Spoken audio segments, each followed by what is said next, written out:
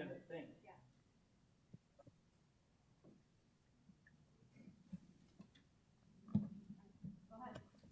You ready?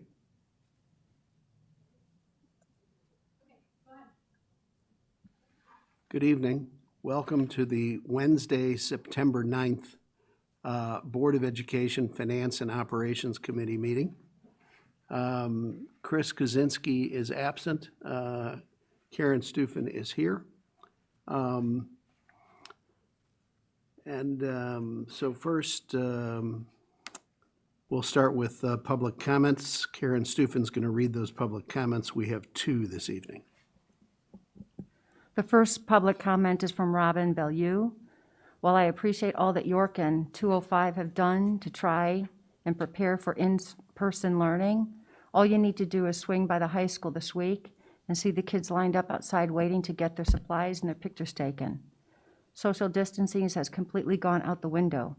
Kids this age feel invincible, and no amount of rules, teacher reminders, or signs around the school are going to change that. Please put the health and safety of our kids at the top of your priority list and continue remote learning. Otherwise, in a few weeks, similar to colleges around the country or across the country, we are going to be shutting down. However, we will be shutting down with both kids, families, teachers, and staff that are sick. And for what? A few weeks in-person learning, not worth it. Second and last public comment from Kendra Thompson. Dear school board members, we have yet had you confirm the original in-person date of 9/14 for grades 6 through 12. I'm really concerned this date will continue to be pushed. I'm not sure how the board did not foresee this potential issue with lack of teachers. I'm really confused why other districts have been able to introduce the hybrid in person, while we seem to have a real potential of not starting on 9/14. These kids need more structure than a moving target of dates of hybrid learning, etc. It's been disappointment after disappointment for these kids since March, and I would have thought 6 months of planning would have gotten us to a better place. If the private schools in this town and other public districts are safely managing in-person on time, then we should be able to do as well. I'm very disappointed with how this all played out and feel the board was not proactive in foreseeing a potential lack of teachers. If you thought this 9/14 date was not realistic, then it should not have been given to us in the first place. Stop disappointing the kids, parents, and teachers. That's it for public comment.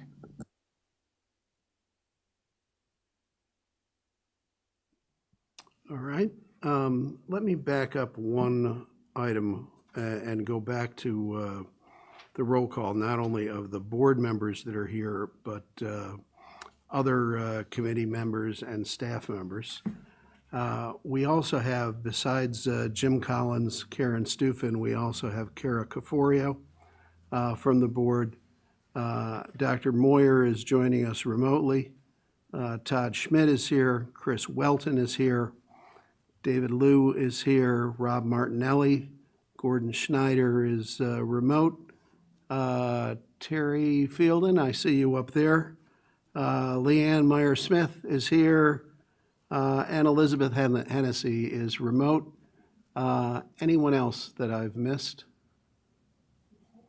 Got everybody? Excellent. Let me move to our next item of business, which is approval of the Finance and Operations Committee minutes from our May 19th meeting.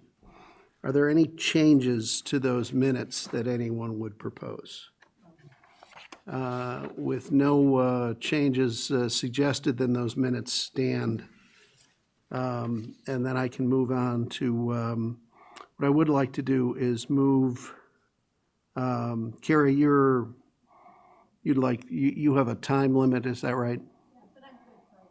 You're good for a while? Okay, then let's just stay with the agenda as we printed it. An update on Group 1 and Group 2 construction projects. Chris Welton. All right, thank you, Jim. Todd, did you want to share your screen, or did you want me to, I have it on mine if you'd like me to. Well, the host disabled participant screen sharing. Oh, I could share, I could get that set up for you. I could get that set up for me.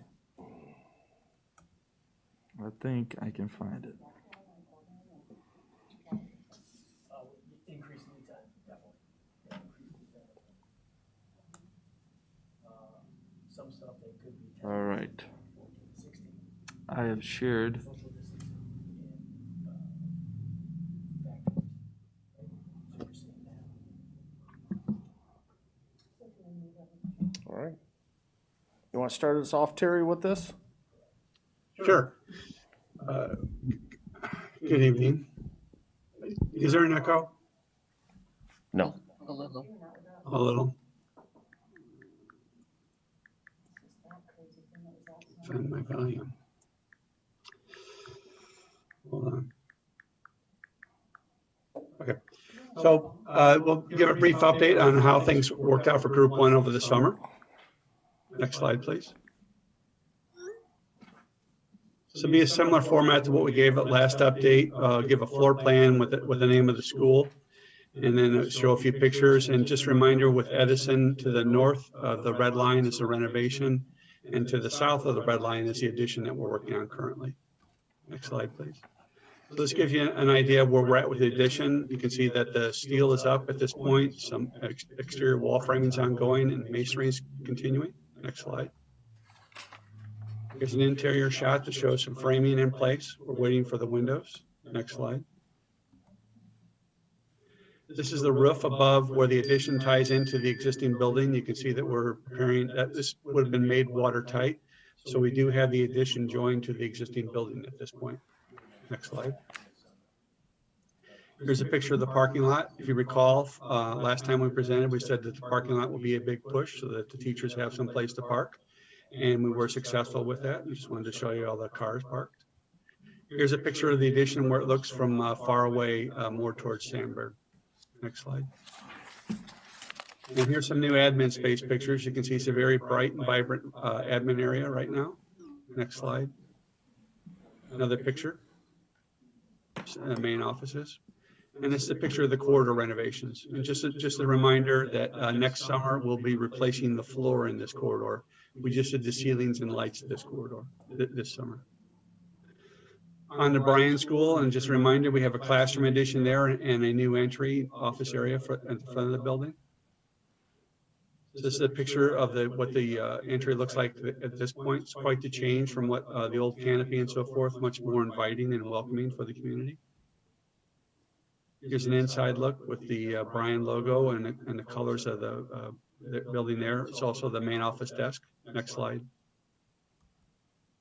You can see it's quite a generous desk. It'll be very good and welcoming for people to come in. It's a work area for the teachers, complete with mailbox. It's a new nurses station, plenty of room for the kids, and hopefully there'll be no attendance in the nurses station. New conference room for staff and principals. And this is how the new entry looks. So when people come up, the staff and so forth will be able to see people as they approach, and they'll be funneled into one area, and they'll have plenty of time to see visitors as they come up. And this is an area that we renovated outside the auditorium. We actually refinished those wood walls there to the left of the picture, and the flooring and the ceiling have been renovated. So quite the nice pattern there with a luxury vinyl tile. And this is the classroom addition. You can see how it extends off nicely. We're in the process of finishing up the roofing and the metal panel on top of the building. On to Fisher, and just a reminder, Fisher, we put an addition for the principal's office there, expanded that slightly. So this is how the addition looks. 2 new offices, office for the principal and assistant principal, I believe. There's an interior shot set up and in use. And you can see the entry there. And this is a view from inside. On to Jackson. And here we did a new administrative office renovation. This is the interior of the suite with new cabinetry and so forth and work area. This is the new entry. You see much more secure and able to control the flow of people into the building. Another view from the inside, what staff would see as people come in. This is a new office, a new principal's office, new assistant principal's office. and a new conference room area for Jackson as well. On to Jefferson. So this is a new entry here, a little bit different. There's a secure transaction window when people come in. Sandburg. So the thing at Sandburg that's of prominence is a new entry ramp. We made a slight adjustment that based on field conditions, but we have a nice long and gradual entry into the building now, no stairs. And this is a view from the inside. Again, you can see that there's plenty of time to see people walking up towards the building. And this is what will greet them with their transaction window and so forth on the inside. The new workspace for the staff. On to Emerson, a little black pavement here for a parking lot. This is a view, the long view of the new parking lot and so forth that we put in with the bicycle racks. And this is a detention area. So hopefully this detention area will serve its purpose better than what it has in the past. But you can see it's quite the renovation, and there's lots of ways for the water to be collected. And this is a security feature for the detention area so that when there is water present, this gate can be locked to keep people out and safe. And we did some improvement to the outside, some new trees, new grass, and so forth. So as you can see, the exterior of the building has been vastly improved as well. You want to take this one, Todd? Yes, this is part of the referendum work that we did to replace the field turf out at York. The bottom is what it was, and up top is how it's new with the new field turf that we did this summer. Hey, Todd, how bad was the old field turf? It was about 12 years old, and it was getting to the point we do a test on it. We have a company test it for impact, and it was actually getting towards the top end where it was becoming unsafe for it.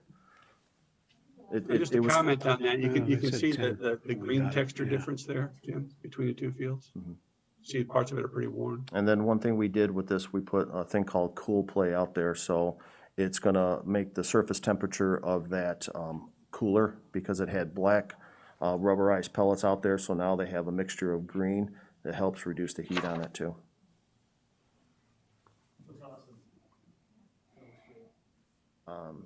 Any questions on that part of it? We are separating this out with this first part is everything that has funding in the referendum for the facilities master plan. And this next section is work that we've done over the summer that's on our summer capital projects. Now, some of these things were done in conjunction with some of the renovations, like out at Bryan and with Jefferson, but we were funding them out of our summer capital projects budget. I do have a couple questions if we're going to jump in. Yeah. Okay, so the first question is, are we on time and on budget to date? Yes, we are. Okay. For some reason, I thought some of the projects were supposed to be done, and so I just wanted to make sure that we talked about that. Yeah, we're on time. There's a couple small minor things. We made some changes when staff got back that, different outlets here, wanted to change some cabinetry and that.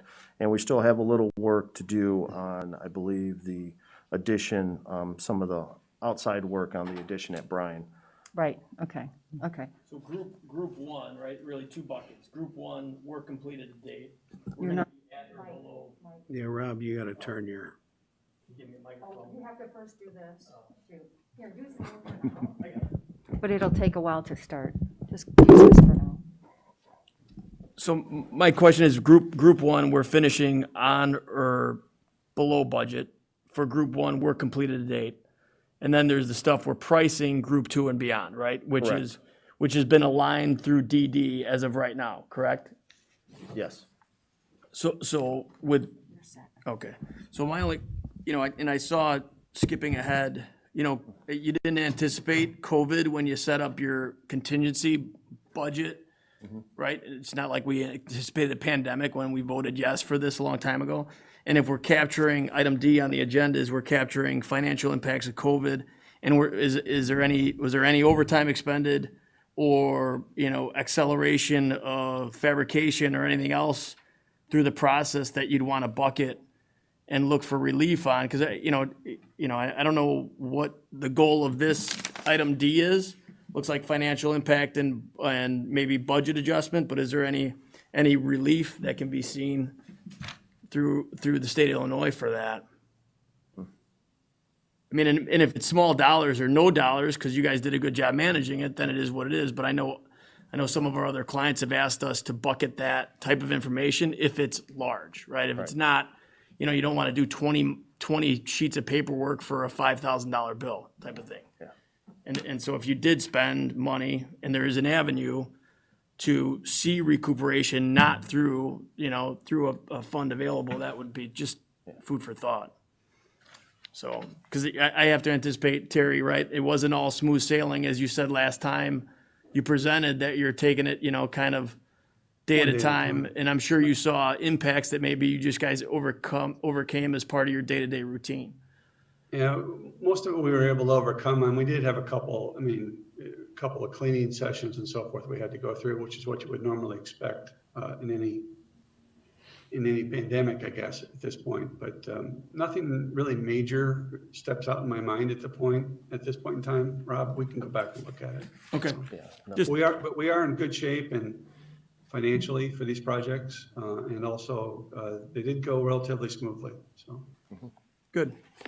Okay, so as we bring the kids into the schools, and I know the, Bryan office, was not open right away when staff was coming in, but they had the rest of the building to use. Yes, So and are actually we- Bryan office it was originally scheduled to be completed October 1st for that addition, which we're actually going to be ahead of the game and it'll be ready to go in the next couple of weeks.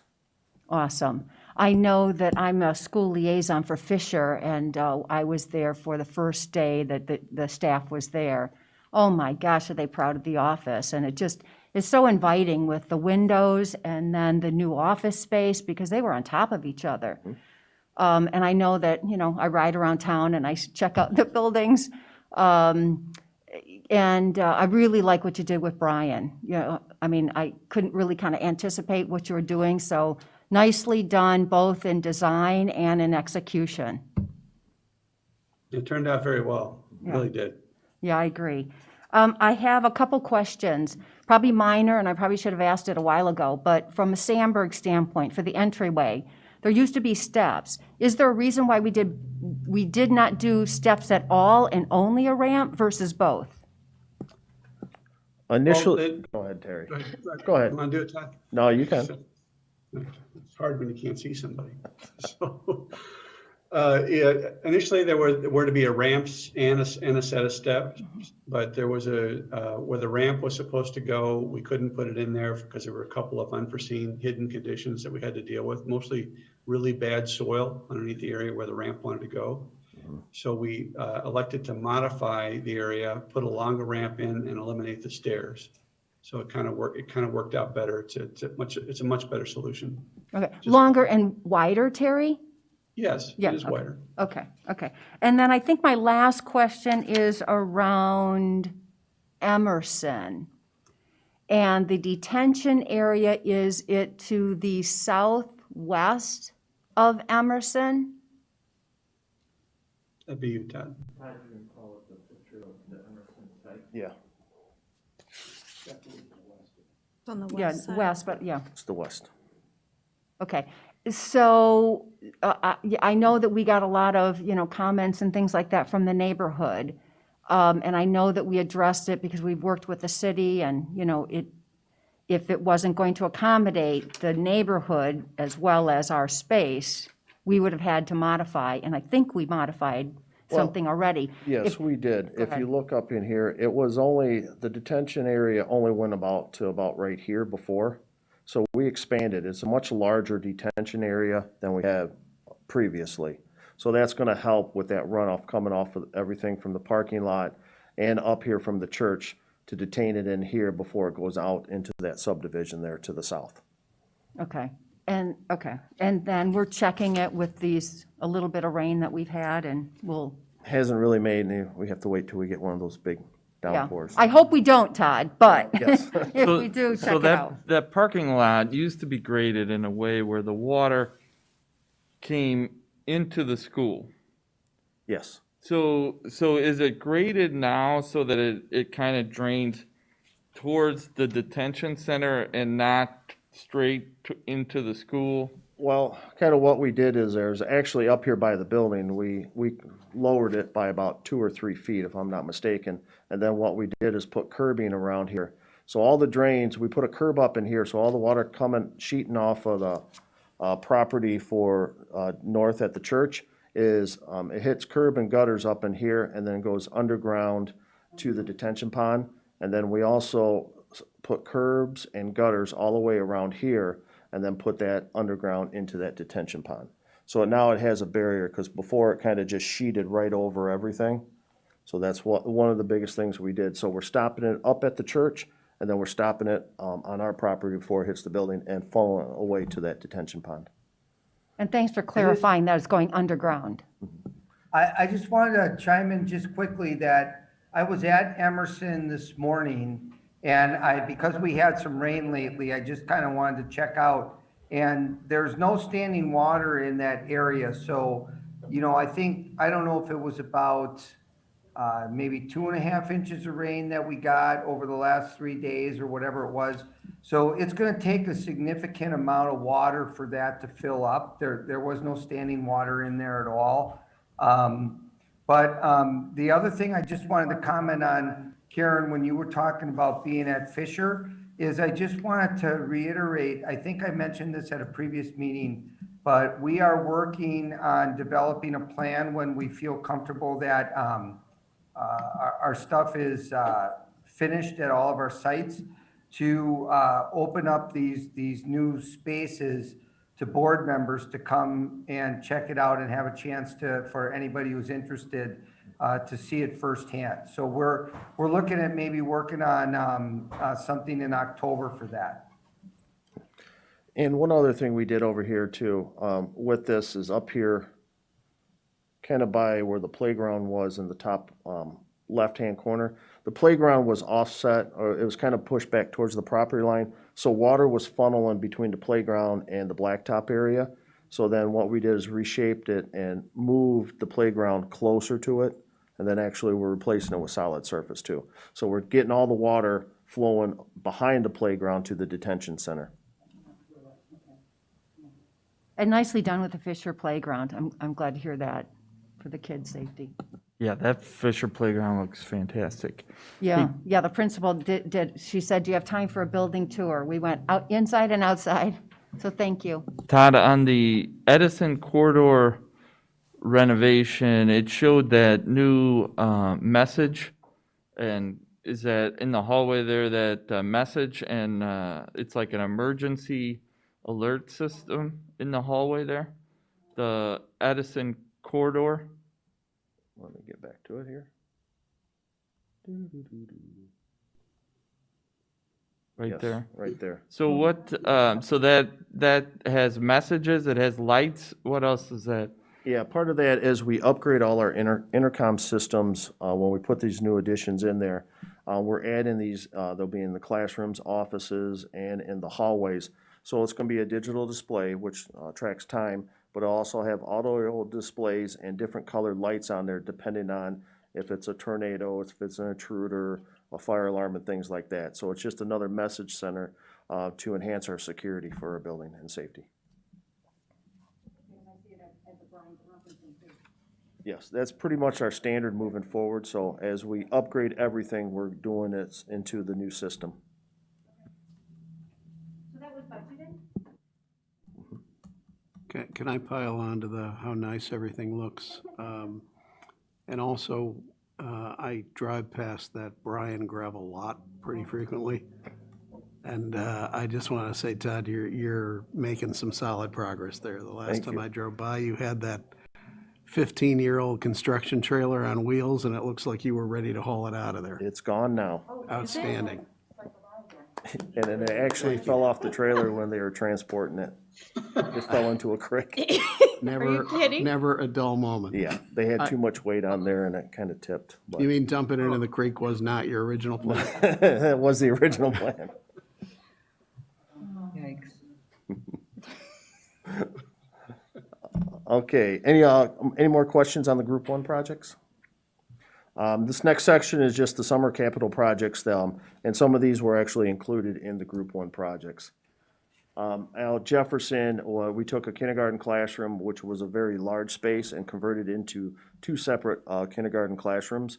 This is the new space out there with the social distancing. They're really nice spaces.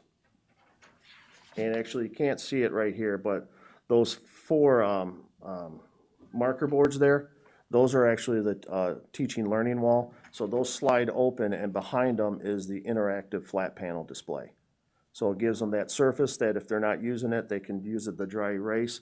And there's also cabinetry behind that for storage too.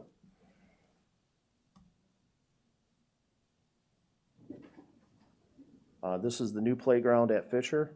With everything, every year we're going to be doing a new playground, and everything's going to be upgraded to the rubberized surfacing, so we're getting rid of the wood chips. We also replaced all the blacktop play area out there along with some of the green space, and actually moved the playground where you see that green space there over in the upper right. That's where the playground was. We kind of moved it a little bit away from the building to give them a more. They're going to use that for like an outdoor classroom and stuff. One of the things that's not, anything important, but part of that, when we did the addition of the 2 classrooms at Bryan, instead of putting these univents inside the classrooms for the 2 new additions, we decided we had to replace the univents in the rest of those classrooms in that wing as part of our life cycle plan. So we decided to put 1 new rooftop unit on there to accommodate the 2 new classrooms plus all the other 8 classrooms that are on that wing. And what that's going to do, it frees up more space in the room. It's not as noisy in the classroom, better filtration, better air, better controls for it. Todd, can I interrupt for a second? How's the noise for the neighborhood on? There's still going to be some screening panels that go up there. They just haven't installed those yet. But we do have an acoustical consultant on staff, and they did before, and then we'll come back, we'll do after, so we can sit there and compare everything. Thank you. And then that's standard putting it on the roof? Yes, Yep. most economical location for it. A lot Unless of you're those, gonna- those ones in the classroom are cheap, and they're really not great for a classroom environment. But you're talking about basically doubling, if not more, the amount of outside air you're bringing into these rooms. Yes. With the use of a rooftop unit versus the univent system, right? Correct. So you're getting 15% outside air with the existing system, maybe, If and you're lucky. getting, what, 50 plus now with the rooftop unit. So, At least 50% more. come again, Terry, sorry? At least 50% more versus a unit ventilator. Yeah, so it's, I mean, and it's, his guys have to maintain them, so if he wanted them on the roof, it's his problem anyways, right? Well, now we're maintaining 1 unit instead of 10 individual units. Yeah. So. Some of the other things we're looking at, Sandberg's gym floor was totally sanded down and resealed and restriped according to what the building wanted. We did a lot of exterior door placement. As we're looking at security throughout the whole district, we're going to replace a lot of our exterior doors as we go every single year. The south gym floor at York, we sanded and resealed that too and restriped it. Looks really nice. This is just a smaller thing that we did. We've been having problems over the last few years with cooling down our server room, so we added an additional 5-ton cooling unit in our server room at York, so now we have a total of 10 tons, and we can keep that temperature, in the low 60s to help with all that networking equipment. We're slowly going through corridor flooring replacement at York, replacing all that tile in there. We've been doing sections every single year. We'll be doing that for the next 5 to 7 years until we get it all done. We put a brand new gym floor over at Churchville. It had a rubber gym floor. We overlaid that with a wood floor. It works out really nice. That place really looks amazing right now. And that's pretty much that we have on the summer capital. And with all those projects in that will be taken out of our Fund 60. Todd, any update on speaking of air conditioners on roofs, on the air conditioning system at York? We got our consultant going to start working and taking some samples on that, just like we've been doing with the other buildings. They're going to go out there and kind of work on that and take the noise levels And they're in the process of that right now. So once we get that, then we can start developing a plan of how we can correct that issue out there. How long do you think that takes from? As long as they And, get some good construction. noise. If we start working, we get the samples in there, figure out a game plan, start designing it, we could probably do that next summer when we do our work, depending on the extent of it.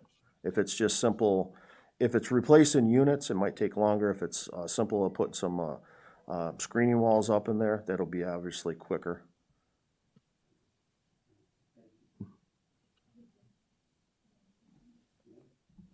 Well, first, I mean, these projects look amazing, so thank you, because you're overseeing it to make sure that it looks great. And since you're a video star from the cleaning, the health and safety video, is there any way that, I mean, I just think it would be really nice for the community to see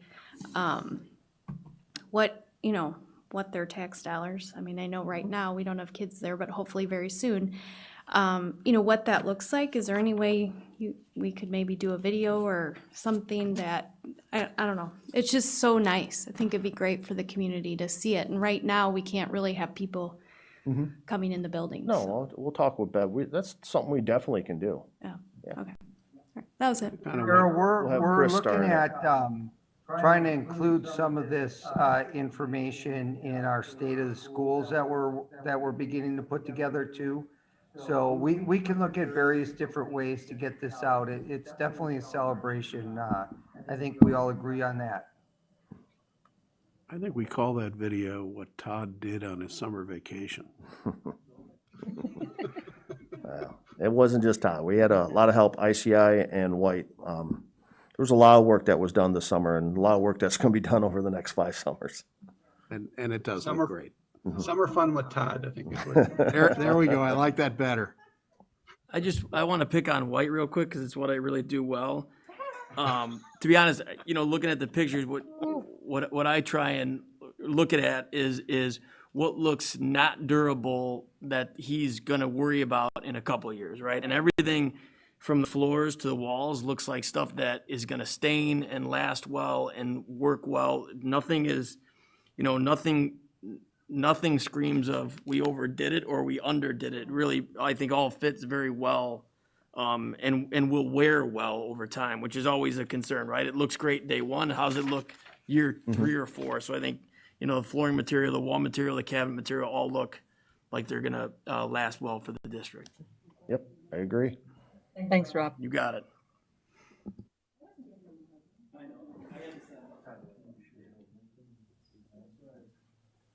Oh, I don't think I have that. Did she send that to me?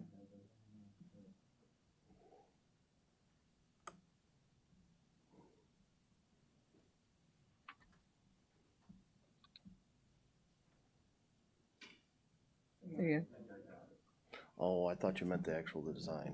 Sorry. go. Nope, that's it.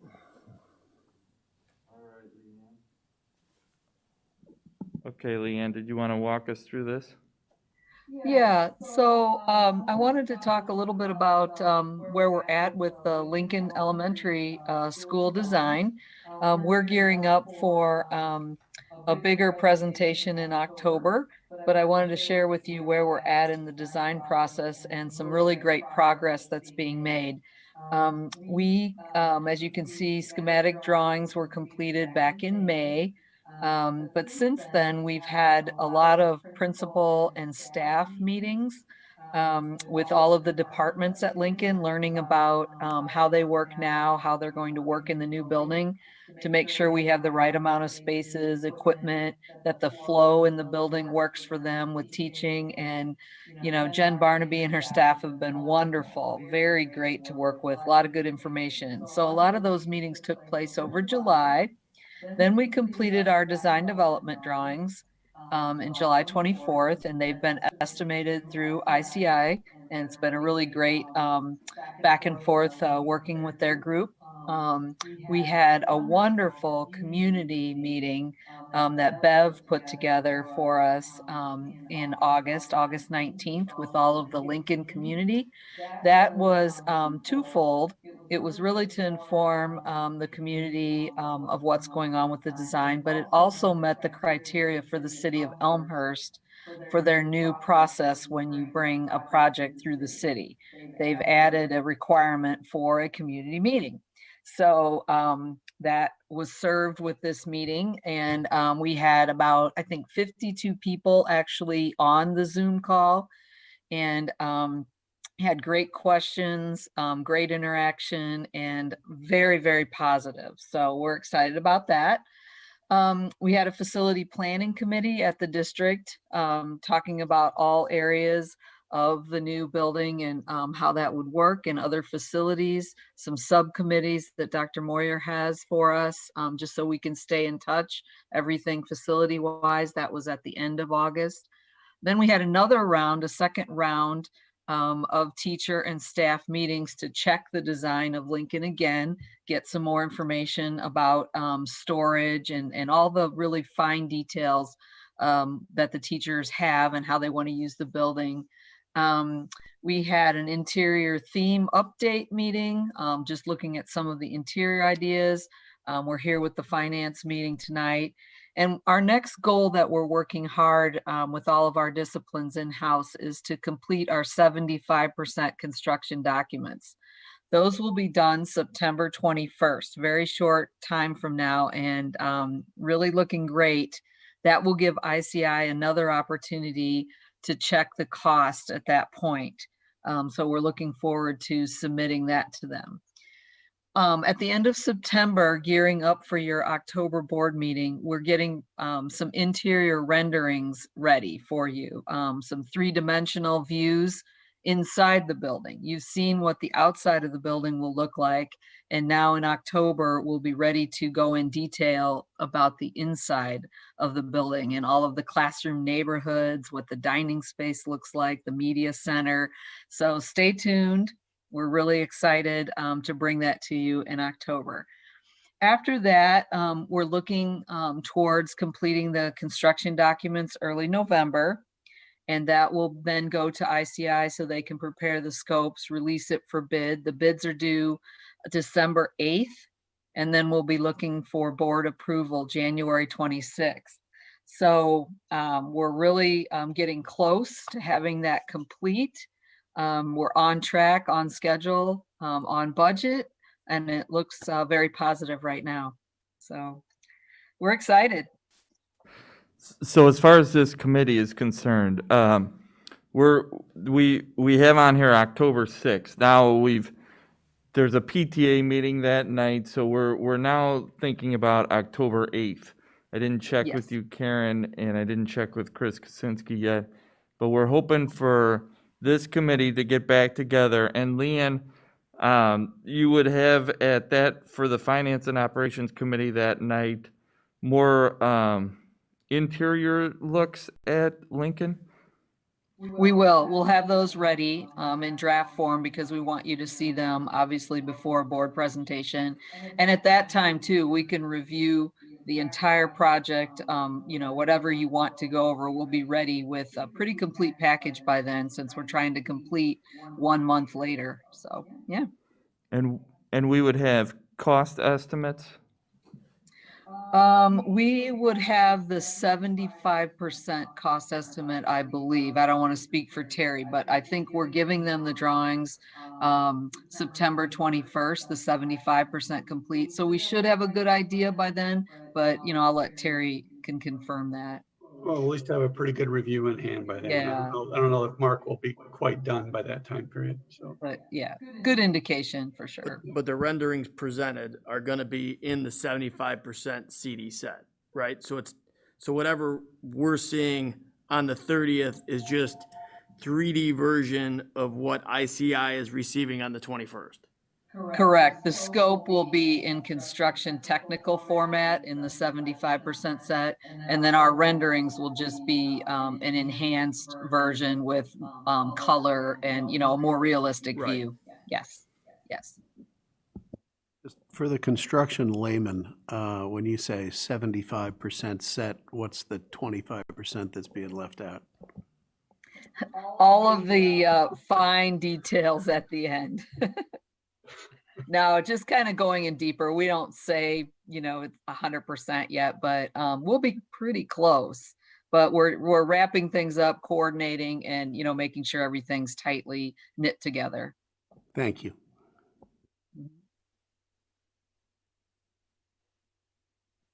Groundbreaking for this job is May?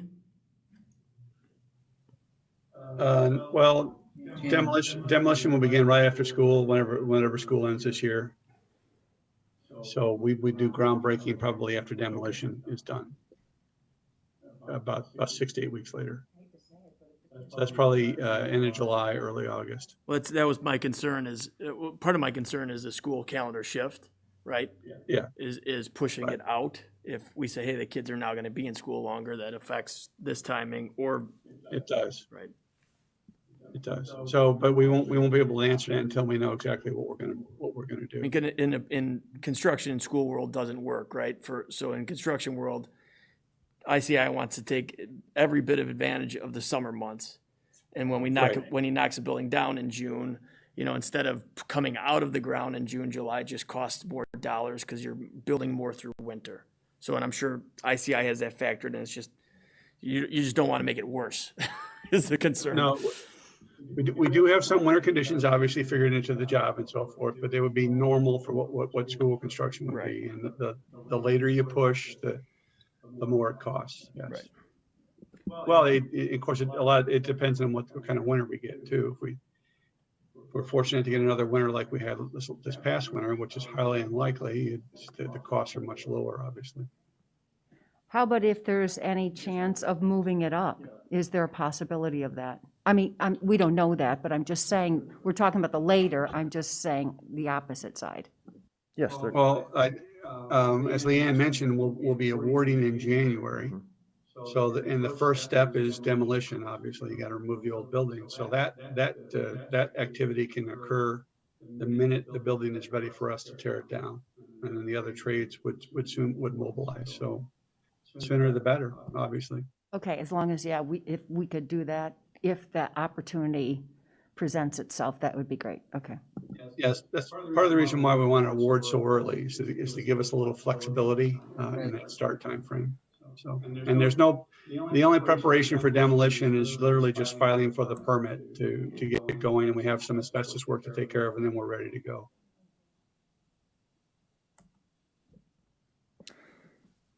So, Jim, that concludes item A, Group 1 and Group 2, unless you have other questions. Anybody have any other questions? All right, Chris, let's move on. All right, we will go next to, thank you, Terry and Leanne, appreciate it. Thank you. Todd. Thank you very much. We're going to move on to the next item, which is item B, that Elizabeth Hennessy from Raymond James is going to give us an update on bonds. Elizabeth, Thanks, Chris. did you want to present your screen or did you want me to do it? If I can share my screen, that'd be great. You can. Okay.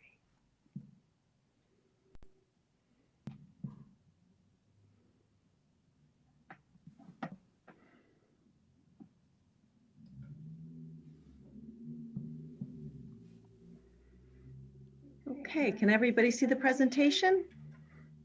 Yes. Yes, we can see it, Elizabeth. Great, okay. So here's the market update. This goes through the end of August, and we point out when the Series 2019 bonds were sold, which was July 23rd, and where interest rates were then. And just to define these, the yellow line represents the 30-year municipal market data index. The purple line is a 10-year treasury. The orange line is the 1-year municipal market data index, and the blue line is the 10-year municipal market data index. So rates were coming down, and we hit close to our all-time low back on March 9th. And then the kind of realization of what was happening with COVID-19 and the impact of it would have on the economy and on municipal issuers in particular started to be realized. really caused investors, especially the largest funds who own municipal bonds, to sell and sell quickly. And within 10 days, we had interest rates go up 200 basis points. The Fed stepped in and rates came down 150, but we still had a lot of instability until the last several months, or the last 2 months, I would say for sure, maybe 3, we've had very stable and super low interest rates, reaching new historical low levels in July and August. Since then, here in September, rates have started to drift up a little bit, especially with news of things like a cure for coronavirus, and with any good news on the employment front tends to bring the rates up. Bad news brings the rates down. And I'll just mention that AAA Municipal Market Data Index is made up of the strongest AAA rated states in the nation. This next page gives you the actual numbers that go with that graph. And you can see here the low we hit. I'd like to look at the 10-year bond for municipal bonds. We hit a historical low in March 9th, then up 200 basis points within 10 days. It was crazy. And then we had kind of an oscillating rates back down to some more historical low levels in July and August. So the unique thing, or the really interesting thing, I think, is that the rates in the first 10 years are so incredibly low. We really don't even get up to 1% till we get out to 13 years on these tax exempt AAA municipal market data indexes. So market's still strong. On page 4 here, I always start with a promise, and I apologize if these numbers are small for the audience to read. I'm not sure if I can make it any bigger. Well, that just highlights certain areas. So I think the important things to note about the original plan is that we had planned on only issuing 25 million in 2019, but rates were so low, we went forward with a 60 million piece and locked that in. The next piece is this $50 million piece. It's scheduled originally for April of 2021, and that coordinated with the call dates on some of the tax exempt bonds that we're going to need to refund, while we are still paying some of the outstanding, while we're still paying some of the outstanding debt service on the current bonds. And then the last issue was originally planned at 93.5 million for 2023. The average debt service over this 25-year period was 17.3 million. The average estimated tax rate was 57 cents. So just kind of think of those numbers as we look at where we are now. So here's the option we've been looking at, which involves issuing 40 million of the 50 million now here in fall, October 2020, and then coming back with a refunding and another 15 million or so in April of 2021 with that refunding. And then the last piece would be 53 million issued in January of 23. So as we look at this plan with updated rates, I will mention we're using current interest rates on the proposed October 2020 issue. We are adding a 1% interest rate cushion for the Series 2021 issue and adding a 1.5% cushion in the January 2023 issue. And these are pretty substantial cushions when you think about how low interest rates are right now. We do this in order to be conservative, to make sure that we can meet the promise of the taxpayers and exceed it. So right now, we're at 15.3 million as that average annual debt service, and 49.5 cents instead of 57 cents. So you can see how much lower we are because of this historically low interest rate environment. This next page looks at the tax rate, and the green line coordinates with a promise, that 55.56 cents. And then the red line looks at where we are now, down to 49.5. And if you notice, when we discussed issuing the 60 million in 2019, we came to the realization it might mean short term that rates go up a little more on this red line in the years 21, 22, 23, but overall, we're going to be much lower in tax rate over the life of the bonds. And in any event, we would be lower in tax rate than our peak, the tax rate in the promise. So that's kind of what our decision making involved back in July of 2019, about a year ago. So here's just the comparison of the promise tax rate and the current option that we're looking at with those cushions that we discussed. So here's the promise dollars per year. The gray area is what was before before the referendum was passed, the outstanding debt service. And here's the current option. And you can see in a few of these years, we're a little higher. And it's about 5 cents on the tax rate that we're a little higher than where we are currently.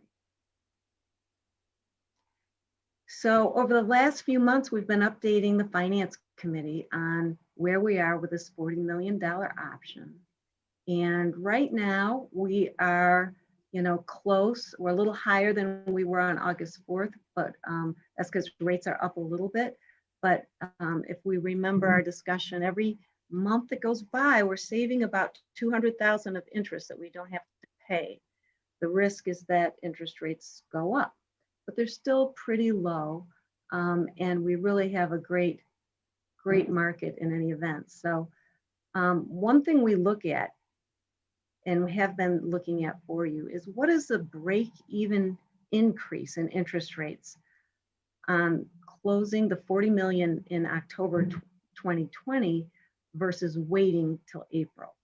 And the answer to that is 15 basis points. So that means if interest rates go up by 0.15% between now and April, you're better off issuing the bonds now. 15 basis points is not very much, and it can easily occur with any market gyrations we have, but rates could also be lower. Right now, as you know, we're in a pandemic. We've got an election in front of us. Interest rates have been low because the Fed is trying to keep them low and keep borrowing options available for businesses and individuals that are affordable. And until we get out of the recession and until we get a vaccine, we think that rates will continue to be low. So the big question is, when is all that going to happen? And I wish it happens this fall, but who knows? So that's kind of what we're looking at in terms of the big economic movers of the market. Another consideration is that supply is large here in September and October. Many issuers of bonds are trying to get their bond issues in now to try to stay away from volatility that is expected around the November 3rd presidential election. So there is a good amount of supply. The other side of that is that there has been demand for bonds all through the summer, even at these historically low interest rates. There are investors who need to invest in municipal bonds and are continuing to do so. So demand has remained steady. The other kind of issue out there is the passage of the graduated income tax proposal that's proposed for our local state of Illinois November election. And that will certainly help the state of Illinois from a perspective of their credit standing and their credit rating. The state is currently at the lowest investment grade bond rating. And if they get downgraded again, the state's credit will be termed non-investment grade or junk. So, a lot is kind of riding on this income tax proposition for the state. It's not a guarantee that they'll get downgraded if it does not pass, but there will have to be some substantial cuts in order to balance the budget, which is unclear whether the state's going to be willing or able to make those. So there's a lot of question mark about that. And if it does pass, we think that'll help the state of Illinois tremendously, as well as the issuers.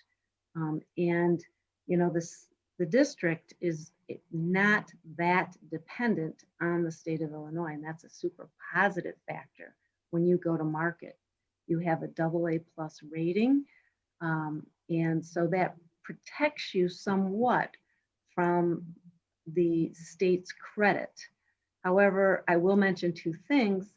I think talking to Chris Kaczynski earlier this week, one thing that came up is, based on the district's rating, what is the Illinois penalty just for being located in the state of Illinois?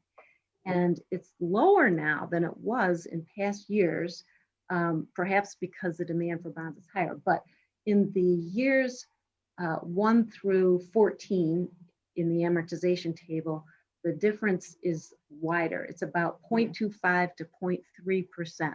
So if you are located in Wisconsin, you're going to pay, 0.25 to 0.3% less on your bonds in years 1 through 14.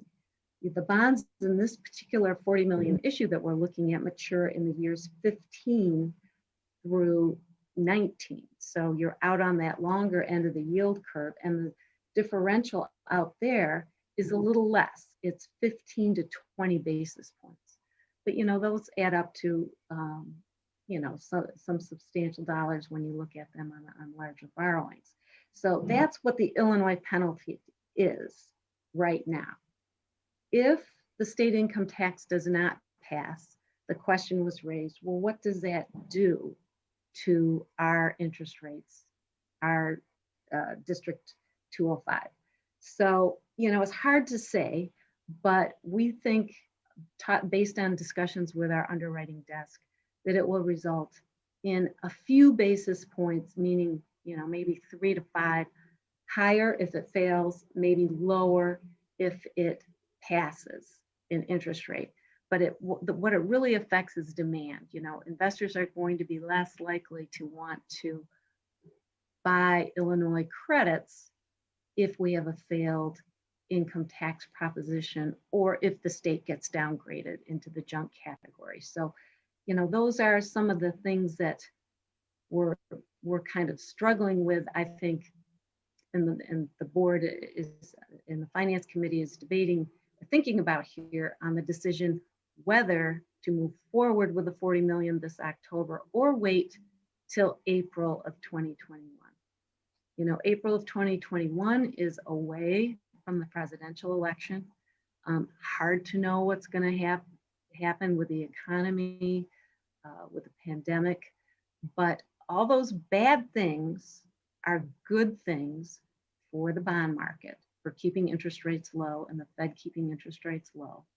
And there is the fact that you will save on interest each month we wait with respect to that. So I've kind of been talking a lot here about this decision about when to go to market. And why don't I just kind of pause here and open it up to questions before I get into the second half of this presentation.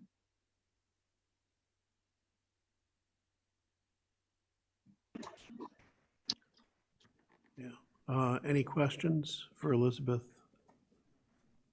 Then I have a few. So, Oh, I'm sorry, go ahead. so we're not going to move the school district, right? So we're stuck here in Illinois. It seems like there's a lot of potentially bad things that happen by waiting. A lot of volatility that, the break-even point being such a small number, that 0.15%, it seems like the safest route is to issue the bonds sooner rather than later. And I'm not sure necessarily that the passage of a multi-tiered tax for the state of Illinois is necessarily going to help anything. The state of Illinois still has to learn to spend less than they take in. So that's a different problem, right? Right. Yeah, I don't disagree with you. I think it is a safe bet. I mean, we're in this very low interest rate environment. The only thing about waiting is you save some interest on each month. Rates could easily go up by 0.15%. There is a large supply. If we're going to go to market, and I mentioned this to Chris, we need to go soon. The good news is the district passed a parameters resolution, so you're within your authorization to do that. We did go through the bond rating process. We will have to have another conversation with the rating agencies just to make sure everything is, what new information you have to share. But we should be able to move quickly and get in before, we get close to that November 3rd election. Yeah, Elizabeth, I have a Yeah, right. Go ahead, Jim, I have a sorry. few questions for you. So first of all, how long will it take to get S&P on the phone? Yeah, I haven't asked them that yet, but I will do that. I don't think because it's going to be a shorter call, because we've been through the major credit rating, I'm hoping that it'll be quick, Okay, you think like within a couple weeks. quick as max. 2 weeks? Yeah, that's my hope. Okay. And just review for me, we save how much per month by waiting?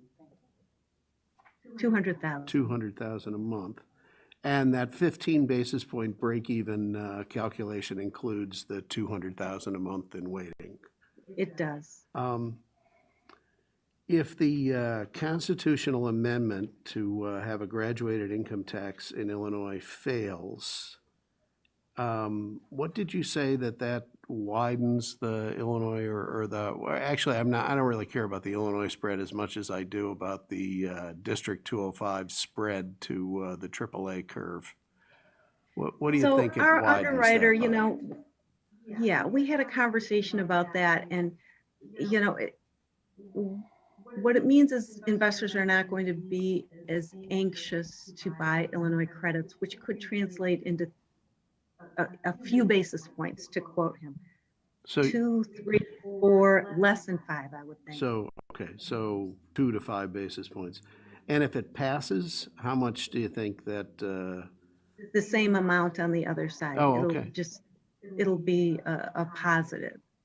And again, there's not many basis points involved here, just because you're insulated from that, because you're not as dependent on state aid. But recall when the state did not have a budget and state aid was prorated, just causing budgetary dips. You guys have strong fund balances and good financial management. So that all speaks volumes, and that's why you're AA plus rated.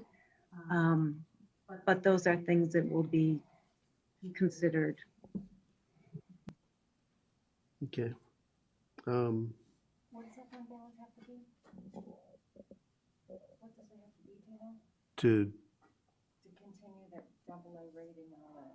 AA plus. I'm sorry, yeah. Because we couldn't get AAA, and I can't remember. I think it was because we were sitting in Illinois, right? Yeah, Right, you had to have a lot. amazing fund balances, tons of fund balance. 30, 40, 50, No, 20. you're talking over 100% fund balance is what the AAA Oh, so that's rated. Elizabeth has had some AAA rated school districts, right, Elizabeth? Yeah. They have huge amounts of fund balance and great, usually better commercial industrial tax base. Is that right, Elizabeth? That's right. That's right. Okay. Yeah, Elizabeth, I'm sorry, I had a kind of little bit of a side conversation, so you probably didn't hear me with Jim and Chris. I was wondering,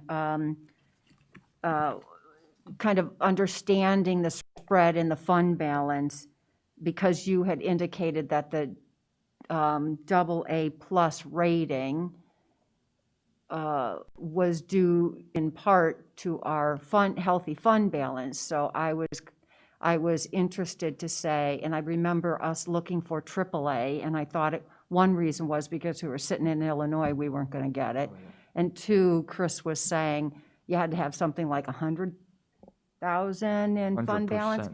So of course, I'm thinking, what's the lowest fund balance that we can have before they would change us downgraded from the AA plus is really kind of the conversation we're having. Mm. Do you know I what that would don't be? know what that number is, and I know they would never tell me if they had an idea, but the only thing that's gonna, I mean, if you took your fund balance way down, like below 25%, I think that would give them pause. I can't guarantee a rate downgrade, but the thing that is a big no-no for the rating agencies is the structural deficit, where year after year, you're spending more than you're taking in. So that for sure will result in a downgrade. If there's not a plan, you can draw down your fund balances for a planned one-time expenditure, but to constantly have an operational deficit is the big no-no that will definitely result in a downgrade. Right, and when we have quite the opposite. So, yeah, I was talking to Chris earlier today as well, and the piece of information that we did not have was what is the District 205 to AAA curve spread, and a good estimate for what happens if that constitutional amendment passes or fails. And it sounds like, in your firm's opinion, that the answer is what happens is not much. And I mean, I'm kind of on the fence, and I've learned anytime you're on the fence, take the opportunity, because more bad things happen than usually good things. So yeah, I'd be in favor of moving forward with an September, October issuance as well. Okay. I mean, I don't think you can lose. I mean, if you look how much lower we are than the promise and how low interest rates are from a historical level, could they go lower? Could they go negative? Who knows, but we are in a great environment. And we do have buyers who are very interested. We have demand. Even though we do have a large supply, there is strong demand to go with it. So I think it makes sense. Okay, yeah, I agree. So we'll have to get on a call with S&P, right? It's S&P that we call, right, Elizabeth? Yes, Jessica. Yes, Jessica, as soon as possible. So you think in the next couple of weeks we'll do that? Yep, I'm going to send her an email right after this meeting if the Finance Committee concurs that it's time to move forward, because I think it's now or wait, till we get to April, because if we get near the election, we're going to have a lot of volatility, and that's bad for everybody. But would the earliest that we could do this, after you get with the rating people, we couldn't do this at the next board meeting. So the earliest would be the first board meeting in October. We No. don't, Dave, we don't need a board meeting. We have the parameters resolution, Dave. We don't need a board meeting, Dave. Yep, that's right. Right, okay. So all you're gonna do is you're just gonna process it there. We don't have to worry about any kind of board action at all. Correct. I know we passed the resolution, but as far as actually moving forward, you're just gonna proceed with the process. There's nothing we have to worry about with board planning. Right. Okay, all right, I just wanted to make sure. Yeah, Kara's got a question as well here, and then Karen does. I just wanted to confirm, I guess, and just make sure. I know, we talked about this, I think it feels like a decade ago, but that, and this is really probably for Todd or Chris Welton, but can construction-wise, there's the parameter of when you use the bond money. And so can you put that next round of money, can you use it, get it used within time parameters? We investigated this last time. We have 3 years, right, Elizabeth? Right. 3 years from the bond, and I checked with Todd the last time, and it sounds like that will not be a problem to spend that money in the next 3 years. Okay. I didn't really think so, but I just, we have a lot of Good projects, question. so I just want to make sure. That was my only question. And it's not overworking the people that we have on these projects. No, Well, we'll be doing Lincoln Which is starting 32 next summer. which is And then the 32.5 following summer, we start Field. which is So another it's 30 gonna mil. be back to back on those two big, large projects. And then Todd plans to do Emerson Interiors next year. next year. And I'm sure if York. he could add a few other projects, I'm sure, or other schools for interiors if we needed to. Yes. So my question is around, it's around the promise, Elizabeth, from a taxpayer perspective. I want to make sure sometimes when we invest, then the taxpayer is impacted differently than we promised them. So what does this do in that regard? Well, we changed the arc of the curve. We changed the arc of the curve in 2019. So going back to this slide, the green line was the promise.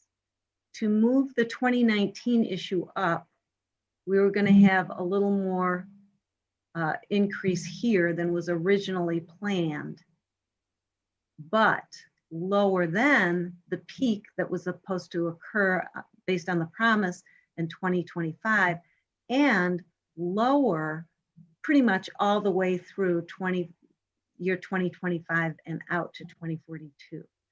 So per our discussion in 2019, the board decided to move sooner, knowing that it would increase taxes a little sooner than the promise. So this option doesn't change that decision that was made in 2019. Okay, so this doesn't impact that, what you were just indicating, higher, you know what I mean? It doesn't widen it at all. Correct. Okay. So the impact that we have communicated to the taxpayer is not different. Correct. Okay. I wanted to make sure that we don't hit them, that's for sure, at this point in time. Pardon, Rob? It's only better for the taxpayers. Well, initially, I mean, it bumps it up, and we talked about that last time, and that's why I wanted to make sure, if we execute now, September, October, or as soon as we can, I don't want to hit them again, I guess, especially with COVID and all that sort of stuff. And what I'd like to do, and I think we're going to talk tonight, is how can we compensate for that bump anyway? Okay. Right. It's a good segue into the next section. Yeah, kind of all So if we're works good out. with going, if we're good with going with the 40 million here in September, October, with that decision, I'll move on to this abatement idea. So taxing bodies use the option to abate debt service as a way to lower the tax rate without permanently lowering your operating rate under the tax limitation law. Because as you know, when you levy in November, that levy serves as a base for all future increases of the, because you get CPI each year plus new property. So in order to do that, you have to transfer operating funds to the debt service fund. So you can't pass the abatement resolution without providing the funds that the tax levy is no longer going to provide. So the board can authorize an abatement on an annual basis. And the reason it has to be done on an annual basis is because if you do, let's say, 4 years of abatements, then you have to transfer all of that money at once. And under federal tax law, it looks like a refunding, and you have to restrict funds in terms of what they can yield. That can be done, it's just complicated, and bond counsel generally does not like to do that. They like to do it on an annual basis. So what that means is future boards, if they decide not to continue the abatement strategy, the tax rate for debt service could increase. So the option I'm going to show you shows abating the tax levy for debt service by approximately 5 cents per hundred of EAV in levy years 21 through 24. So it basically kind of levels out that hump that we saw on the prior line graph in the tax rate. And there's tons of other options, but I thought I'd just show you this because it seems to make sense, and thought it'd be a good starting point. The tax rate for debt service may not increase due to the EAV, or it may increase if the EAV goes down. When we're looking at abatements and tax rates, the EAV is important, and we've been very conservative in our estimates of future EAV increases at 1%, whereas the average is between 4 and 5%. So that's important to know. It's also difficult to promise tax rate relief when the taxing strategies of other taxing bodies are unknown, as well as your operating levy. So we may say, taxpayers, we are abating 5 cents off your debt levy, and we'll do that, but then they might get a tax bill and it goes up anyway. So they're like, what happened? Well, who knows what happened, because you're not in charge of the city and the various other taxing bodies who may have tax increases. So it's just important to be very specific about what we're doing when we talk to the taxpayers, what's going to happen on their bill. Okay, so this is the option we're looking at with a 40 million. And if you look in the middle of the page, you can see the tax rate here for 2020, is about 50 cents. It's supposed to go up maybe 2 cents here in 2020. After that, 21, 22, 23, 24, it goes up to 56 cents, 57 cents, 56 cents, 56 cents, then down to 53, 52, and pretty well flat and declining after that, assuming that we've got this 1% EAV increase. And here's where I was mentioning the EAV has increased greater than that by 4.03% last year and 6.94% the year before. So this option looks at taking dollars from operating funds and transferring it to the debt service fund in the amounts as shown: 1.7 million in levy year 21, 2 million in 22, 1.8 million in 23, 1.6 million in 24. So in all told, about 7.1 million over these 4 years. That brings that tax rate down to 50 cents exactly. Okay, it does go up 53 cents here, but you can see the savings about 5 to 6 cents and the impact on a $500,000 market value home. So it's right above, below $100 to all total over those 4 years, $391 of savings. So this seemed to make sense to me because it really flattens this tax rate, whereas it would have gone up as our decision in 2019 kind of dictated this while we're still paying these bonds off. Another thing to know, and I think a good reason to do this on an annual basis, is because we don't know what's going to happen to the EAV. And if the EAV goes up because a TIF comes off, for example, that's new property and makes your tax base bigger, and suddenly the burden's spread over more people, and the tax rate now, instead of going to, for example, 57 cents, might only go to 55 cents, meaning we would abate less. So we can really kind of focus in on what we want that tax rate to actually be each year as we get more information about the EAV. So let me pause here a minute and see if you have any questions. Anybody mind if I jump in first here? Go ahead, yeah, because I'm writing here. Yeah, Chris and I talked about this as well extensively today. We like your plan, except we feel you're starting a year late. We need to start 1 year earlier. It seems like if we move one column over, the 2019 levy year taxes that we paid this year in 2020, the debt service that we were paying was 13,603,203, correct? Mhm. And that's the number that we'd like to stabilize on until, until that 2025, 2026 paid tax year. So that's not a lot of money. I mean, that's, I think, about $500,000 difference between those two. But we'd like to anchor on that 13,603,000 number instead of the 14,175,000 number Okay. and hold that steady. Can I ask you when you might come off of that? Because our total, now, rates can change in the future. We've got 21 and 23 bond issues with a good amount of cushion. But if I had to guess, I don't think we're going to get these payments out on these long end down to the 13.6 level. Is that okay with you, seeing these increase at some point? Yes, I mean, when you're saying the long end, what years are you talking about? I'm talking about 25 levy year, 26, 27.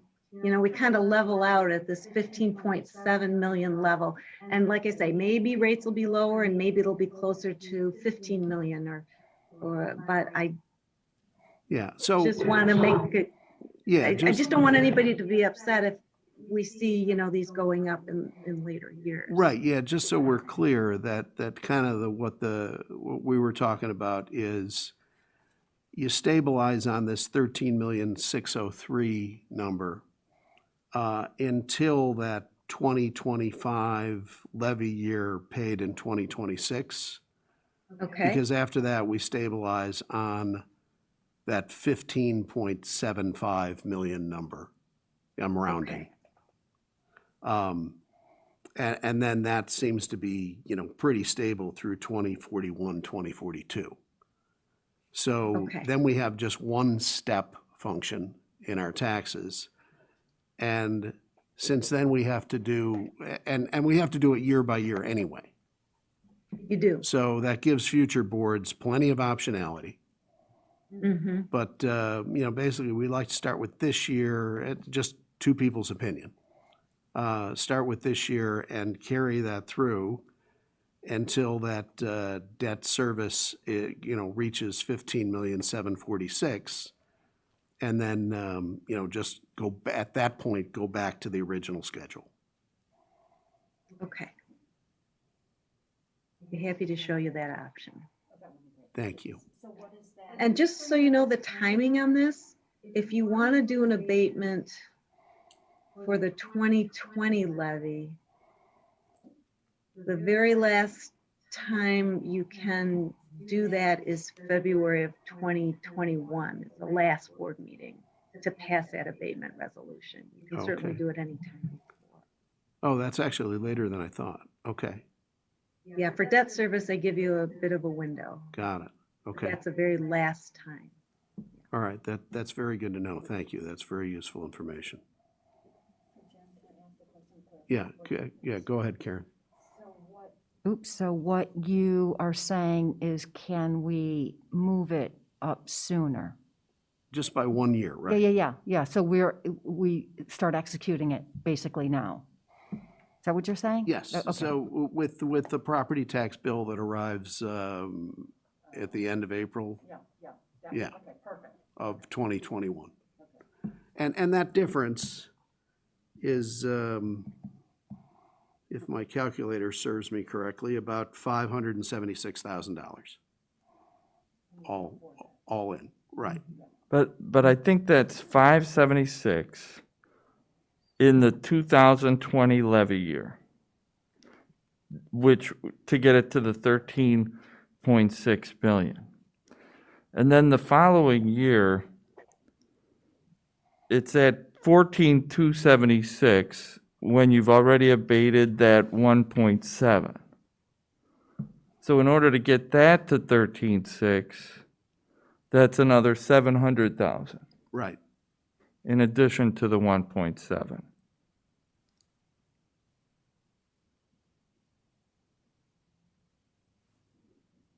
Is that the way you see this, Elizabeth? Because then Yes, you're, yes. you're gonna gonna do it have every single year. 500 Uh-huh. that first year, then an additional 700 to what we already had. So that's, and then the next year, it's like another 800 or 900.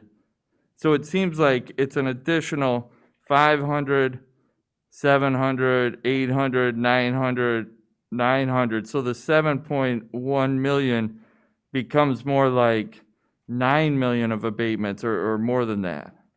More than that, yeah. And then in that year, you're gonna have to jump from 13.6 to 15.7 in 1 year. Is that right, Elizabeth? Right. So the taxpayers would see a big increase then in that 25 levy. The goal as a taxpayer, right, is, your goal is to flatten out that curve Right.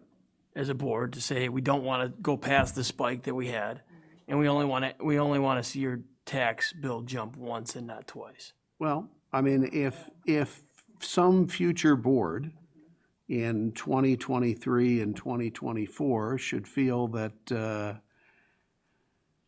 a two-step increment is easier on the taxpayer than a one-step increment, they can make that decision. But, you know, the idea is to return some money to the taxpayer right now.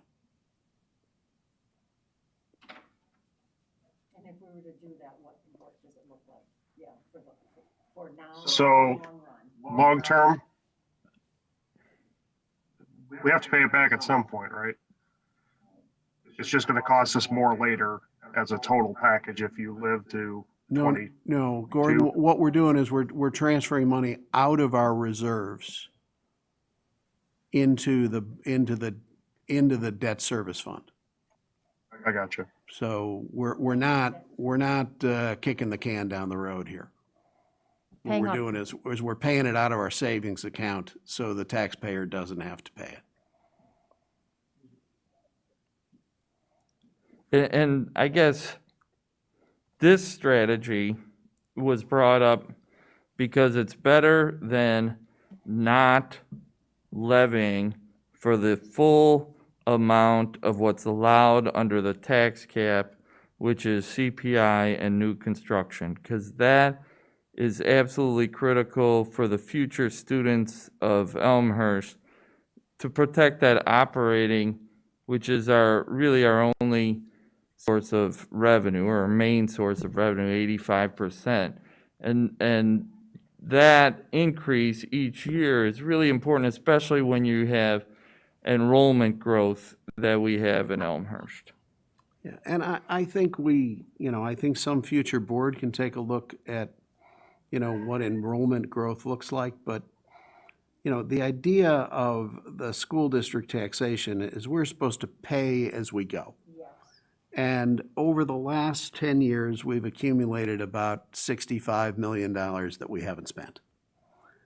So, I think there is no time better than now, given what our students and our families are going through, for the school board to return some of that money to the taxpayer. And it's also interesting, since this tax cap was implemented, before, school districts had the option that if they taxed for what they were going to spend that year. And if they messed up and taxed too little, they could make it up the next year. But since the tax cap was implemented, every school board, it seems, in the state of Illinois, taxes to the max every year for the fear that if they're wrong, they can never make it up. And taxes have gone up more since the tax cap was implemented than before we had a tax cap in Illinois. So the tax cap in Illinois did exactly the opposite of what it was intended to do.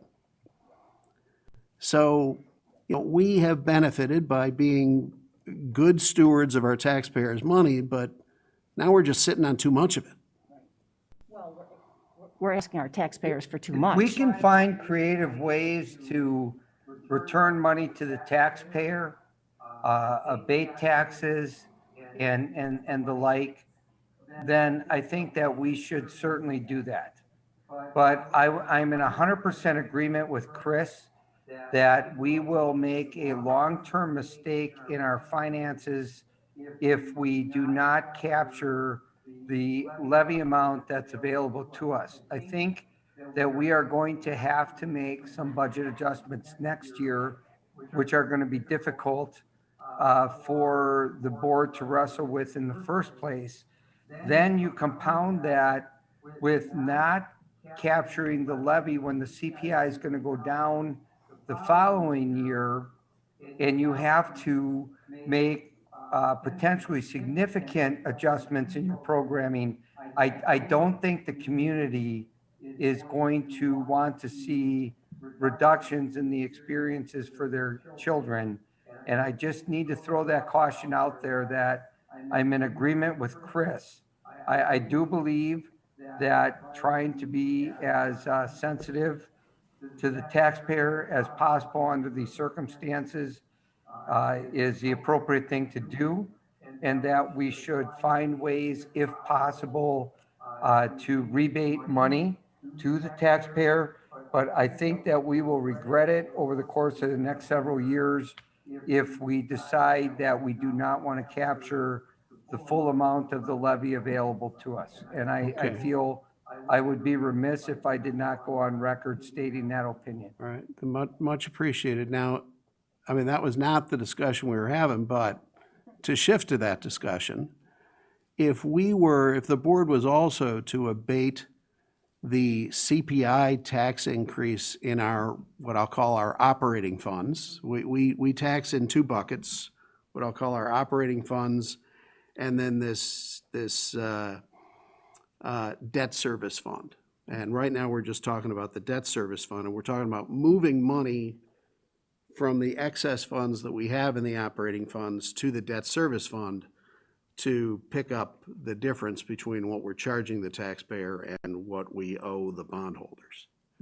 But even if we were to abate this year's CPI increase, which is, Chris, 2.9%? 2.3. 2.3, all right. So that's actually even less. So I thought it was 2.9. That's like, that base is about 125 million, just for a back of the envelope calculation. Is that right? 2.3%. But the base, we tax people in our operating levy about 125 million a year. Is that right?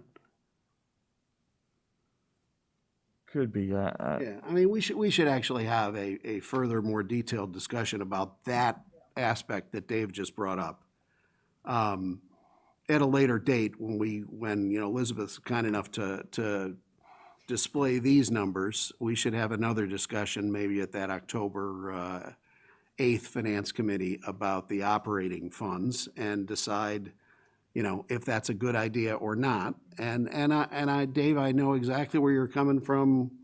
Chris has the same reaction, and that's exactly where I'd expect you to be. The question here really is how big do we want that reserve fund to be?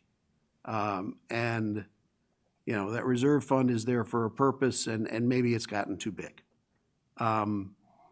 No one is interested in cutting programming or putting the school district in any kind of financial jeopardy. It's just, the law says we're supposed to tax as we go. We're not supposed to accumulate large quantities of money that we don't, have a purpose for. Again, I agree with you, Jim. I'm not, actually, I think we probably agree. I'm just trying to state the fact that if we can find different ways to abate taxes and give money back to the taxpayer under these circumstances within the realm of recognizing that we have a healthy fund balance and other things like that, I would support that, and I totally understand that. I just think that we have to be careful about not levying to our fullest extent and what that impact could have from a long-term planning standpoint. That's all I'm saying. Yeah, I know, I totally understand where you're coming from, and, yeah, I just think we need to have a thoughtful discussion. Let's put some scenarios together and let's figure out what makes sense for our taxpayers and what makes sense for the future of our school district. Because nobody wants to put the future of the school district or the ability of the school district to deliver the highest possible quality education to our kids. No one wants to put that in jeopardy. That would be malicious. And what I'm trying to be is fiscally responsible here. So, maybe on October 8th, we can put some scenarios together, have some discussions about what those scenarios should look like and come up with some, a list of creative ways to potentially return some money to taxpayers. And if there were ever a time to do it, I think now is the time.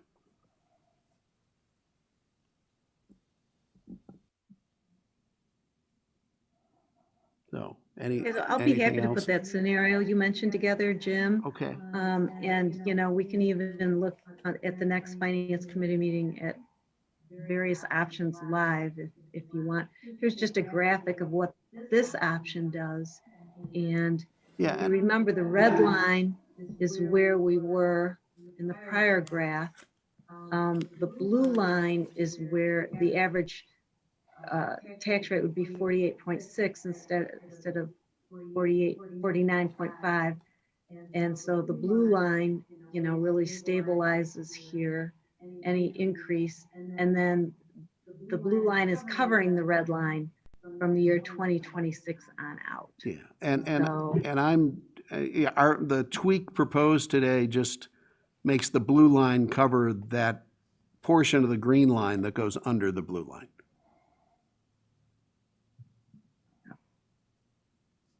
So if we just start 1 year earlier.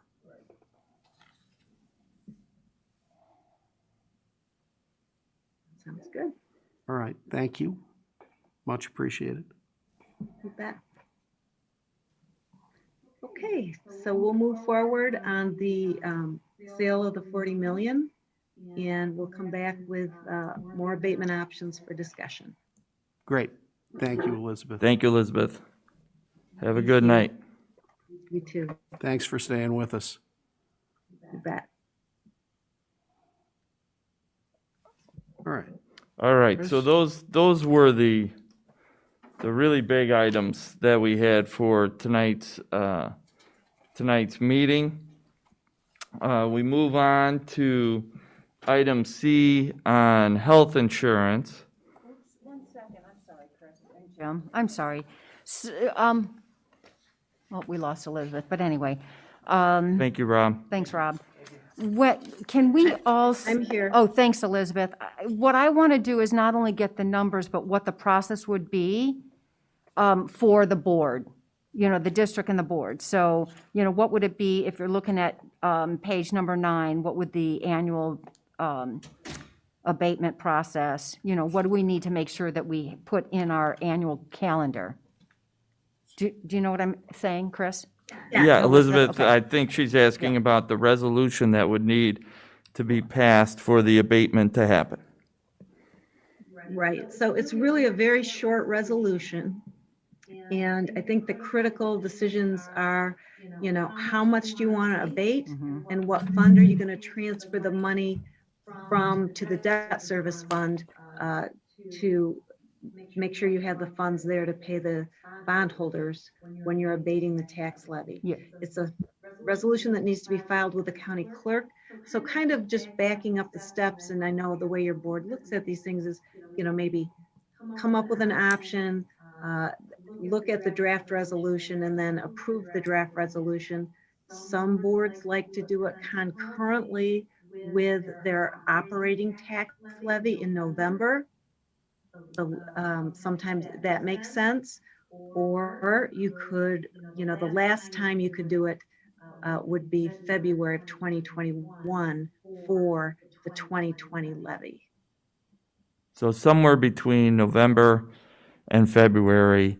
And my initial thought would be we would transfer from the working cash fund. And I could show you that, what that looks like when we get to the August financial statements.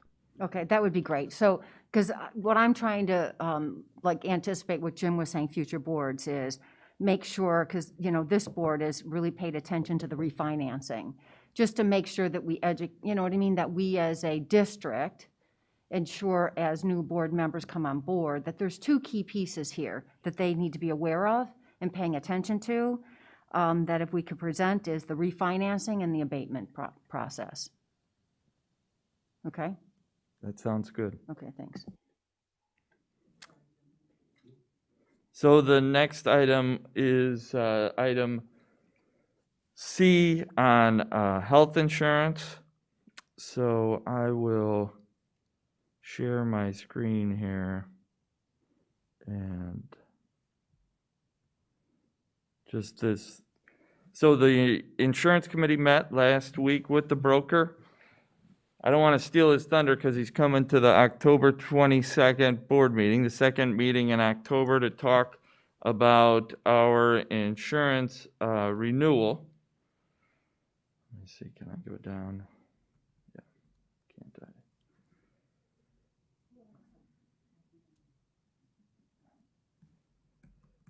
I can't move. Why can't I move? Okay. So claims analysis. So this slide, and I'm not going to go into any in depth here. This is all 4 health insurance plans. As you know, we have 4 plans, 2 PPO plans, PPO 1 and the HSA, and then 2 HMO plans.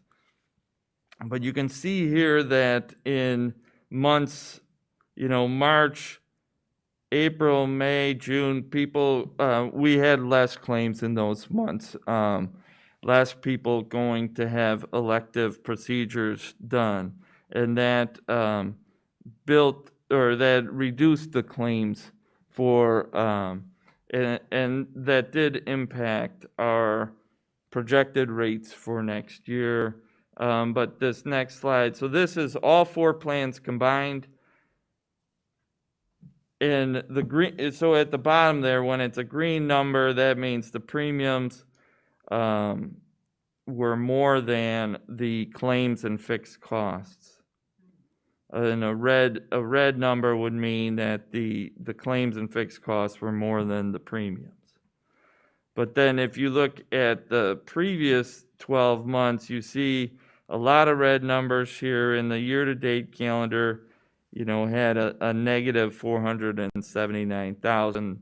That was, so we weren't having a good year before the COVID as far as health insurance claims, but then it did improve. And then we have it broken down here by each plan. And the PPO 1 plan is good this calendar year, but last calendar year was not good at all. You can see last calendar year that was an 11% negative situation, where in the current calendar year, the PPO 1 is positive.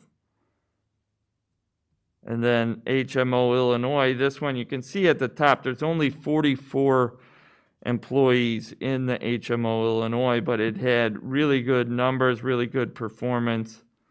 The Blue Advantage HMO, we have 324 employees in, did not have a good, so they're going by 18 months. Over the 18 months was not so good. So anyway, this is the projected rates is showing a $500,000 increase is necessary. And so what the suggested amount was to increase 4.69% only the PPO 1 and the Blue Advantage plans. But the insurance committee was considering that maybe that they would shift all of that 500,000 deficit funding into just the PPO1 plan, which would help create more of a differential between the PPO1 and the HSA plan from a premium standpoint. So our most generous or most expensive plan, the PPO1, would get the big increase of, let's say, 7%, and the other 3%, the other three plans would be held flat. So that was a thought, which will be brought back to the October 1st Insurance Committee for more discussion on, would you want that 500,000 spread across all four plans? Do you want to just hit the PPO one, or do you want to do it over like the suggested here, just PPO one and the Blue Advantage? So is the insurance committee still trying to move more people out of PPO? So that's a good question. The PPO one currently, as you know, we now do not allow new employees to enter into the PPO one. And again, so what I think your question is getting at, yes, it would create more of a differential and make the HSA more attractive in that the PPO one would have a bigger increase, and so it would cost more to be in the PPO one than the HSA. So it would create a bigger differential and could potentially encourage employees to migrate to the lower cost plan. And my question is, was the committee kind of going and thinking that direction or not? Yes, I they guess. were. Okay, okay, That was the discussion. okay. So that is on that. And then the other item that I wanted to share was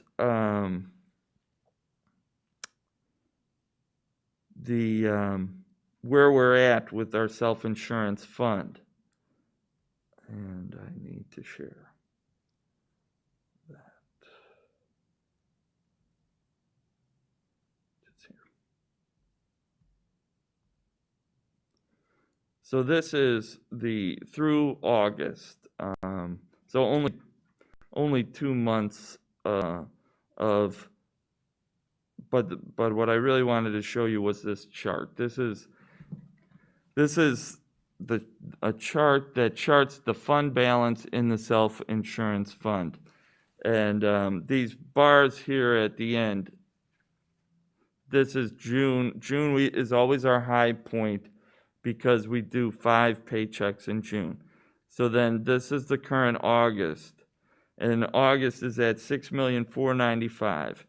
And last year's August is this bar right here, which was $6,349,000, slightly less. And then the year before that was this $5,958,231 here, and before that was $4.5 million here, and then down a little more. So it has kind of grown and stabilized.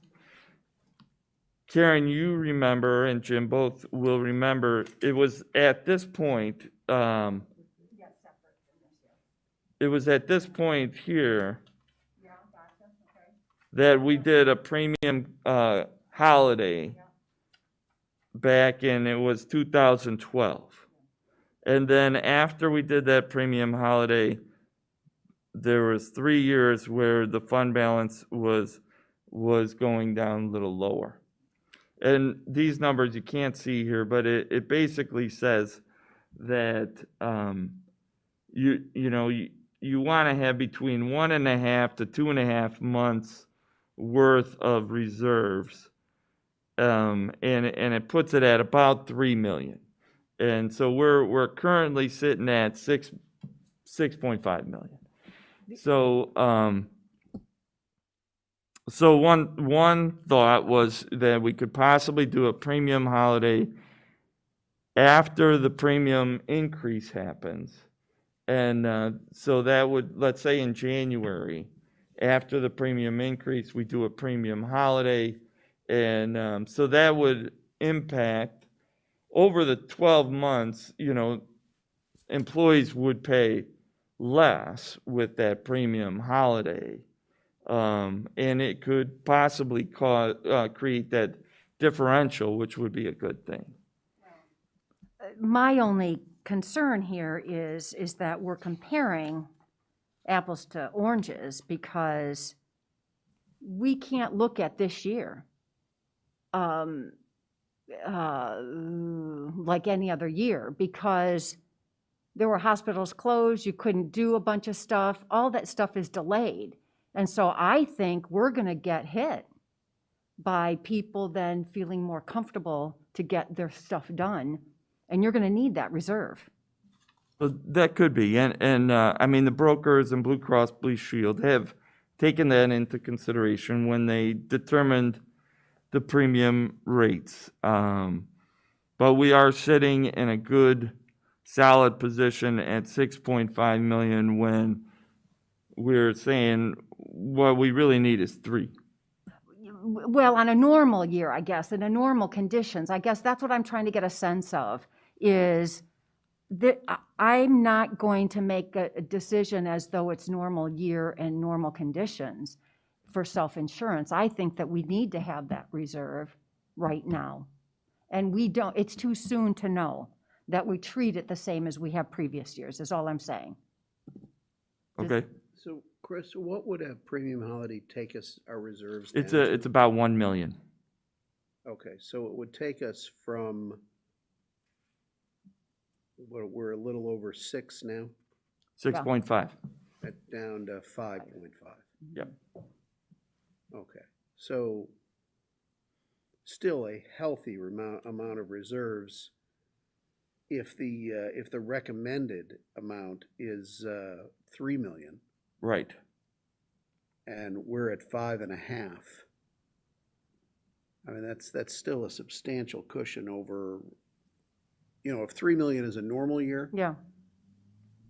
I think you've got enough reserves to take quite a hit. And I completely understand what you're saying, because you're right.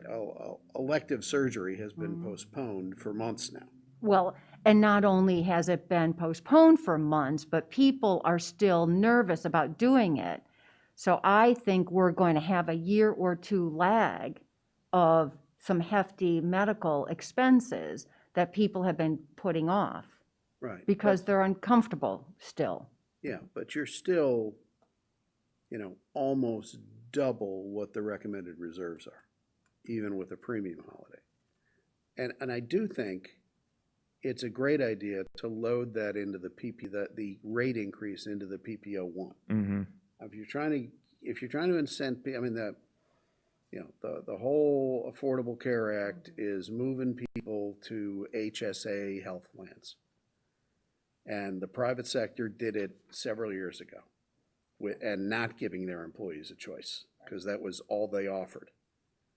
And we've had a lot of discussions in the insurance committee about trying to educate staff on, the HSA and how it works, and consumerism, making good choices, Yeah. that sort of thing. So it makes sense to make the plan you're trying to discourage the most expensive plan. And the question is timing. If you increase the rate and then immediately kind of abate it, does that incent anyone to do anything? But selection isn't, you can only change in November, right? Is that correct? You can only change in November. All right, so I guess even though, I'm just trying to think this through out loud. Even though, you've made it, no more expensive next year than this year, people are paying that premium going into November, so they see they have an option to substantially reduce their monthly payments by going to the HSA out of the PPO1. So that does make sense. Mm-hmm. And I guess the only, to Karen's point, the only point, do you do it in January, or do you do it in April or May. That's all I'm saying. We could wait. I'm not, I am, It's the same effect on the employee, in the fiscal year. They get the same benefit. And it does give us a couple more months to see what claim history is like, especially, if there is some kind of a vaccine and for COVID, and if elective surgeries, the demand for elective surgeries comes back in those few months. well, I am open to it. I wanted to start the conversation about it and not in any rush, and we could talk about it again another time. Okay, Thank you. Yeah, that makes a lot of sense. So, yeah, thank you. It makes no sense to run this size of a reserve when it's really way above what it needs to be. what's the impact to the district, Chris? I know we're talking about employees. So the district's share on average is about 75% of the premium, with the employee being like 25%. So, let me see if I can.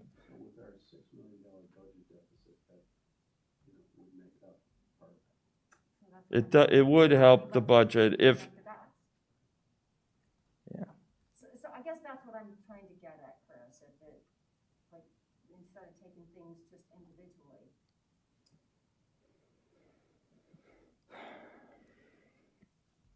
Let me see. I have.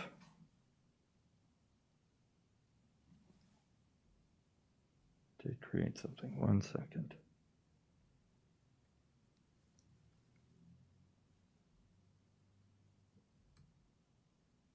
Yes. So.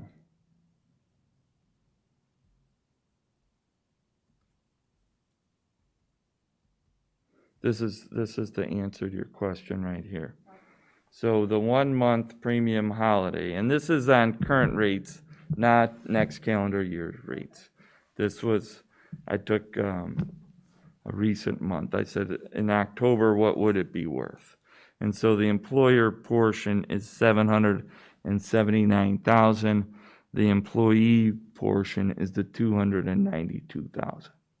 So if we were to execute that premium holiday, what happens? So the budget would be, so we would have 779,000 less in expenditures from the district standpoint.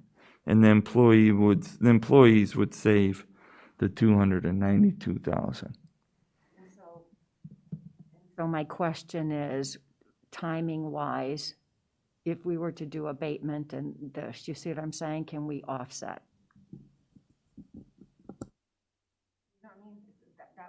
Can we look at timing the same?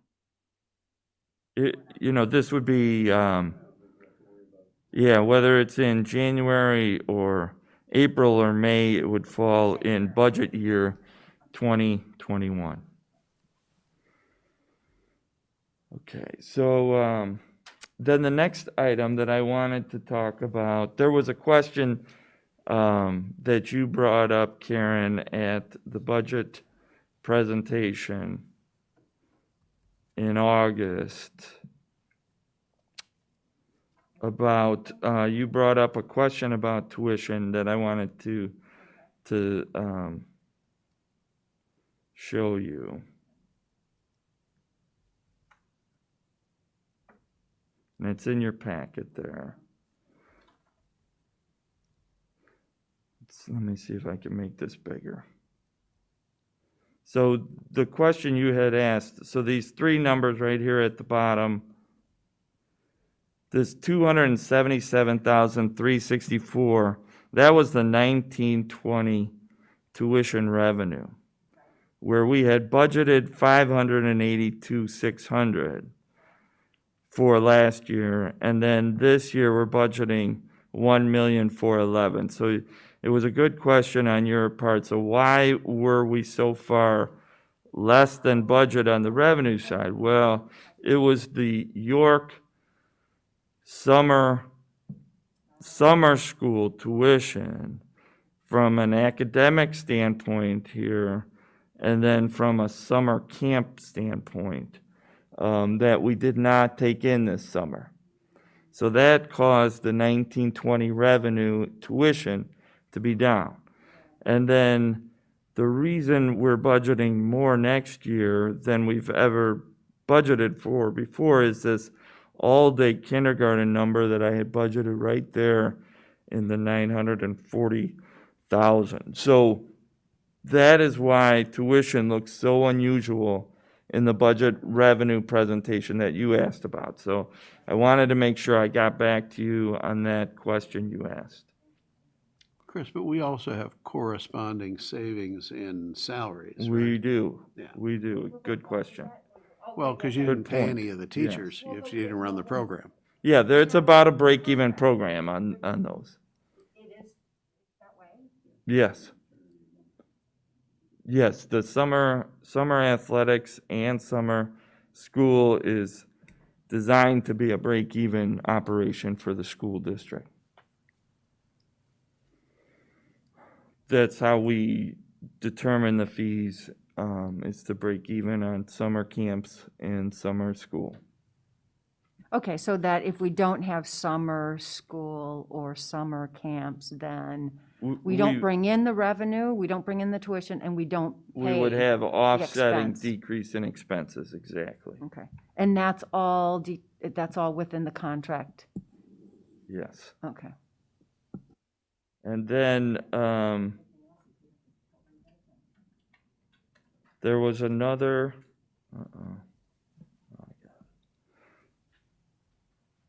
there was another question at the board meeting in the budget presentation about COVID impact on the budget. And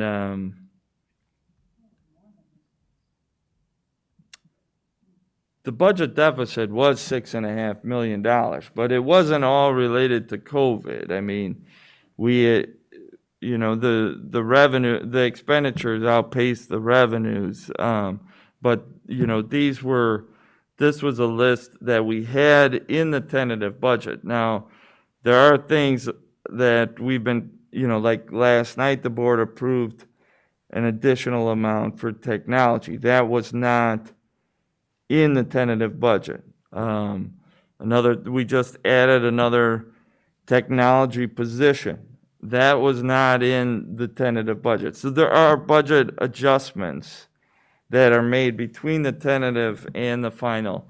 But the question was how much was in the budget strictly related to COVID, and that was 1.5 million in PPE.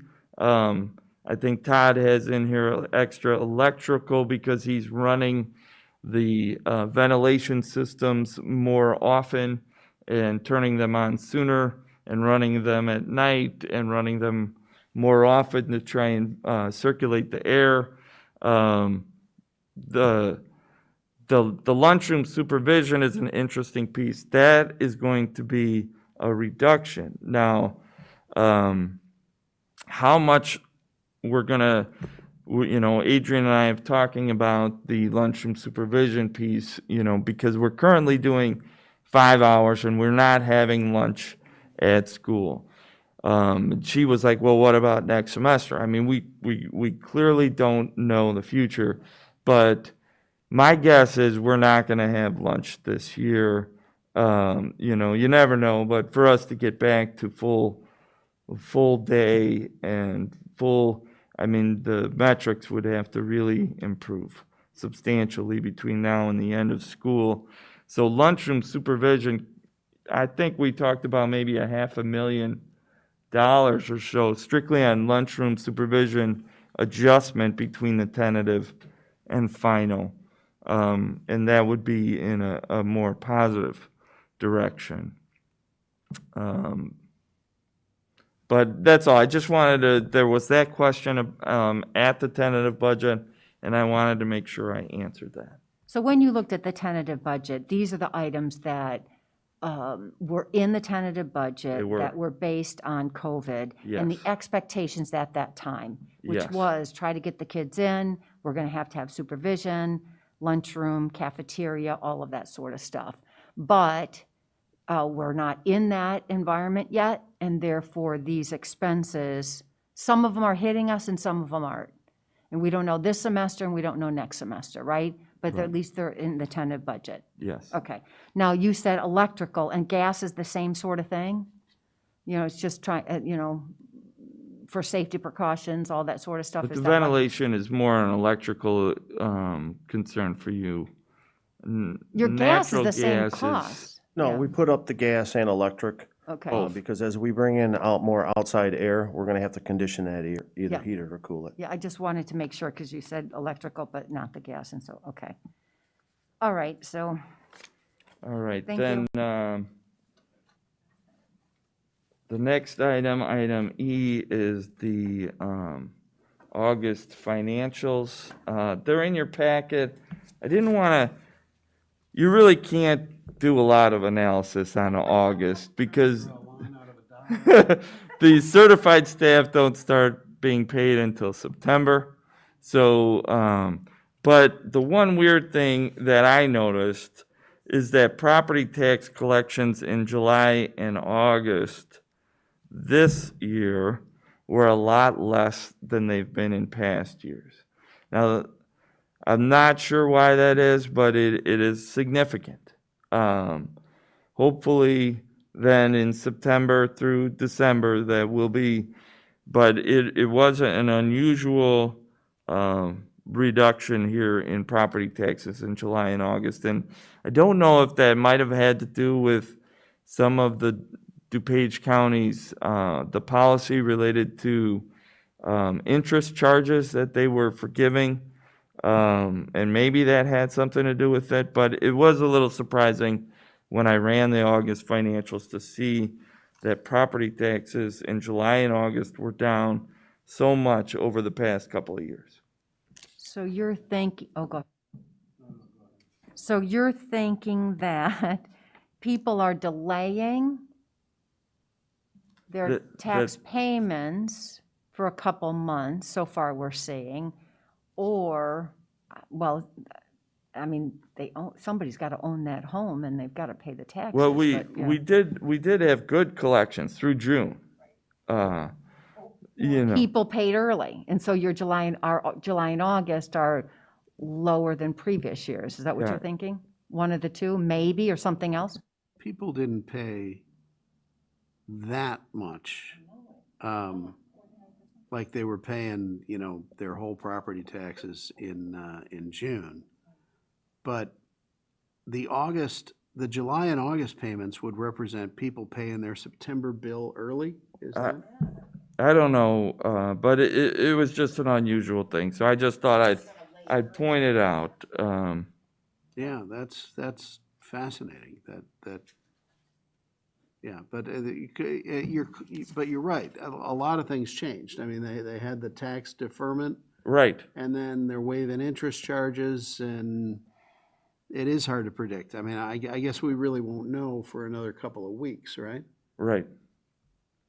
Let's keep an eye on, yeah, which I know you will.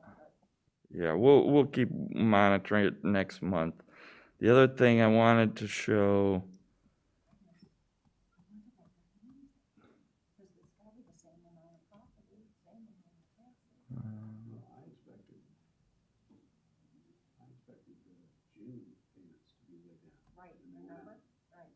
And they were not, that's right. So I want to share my screen.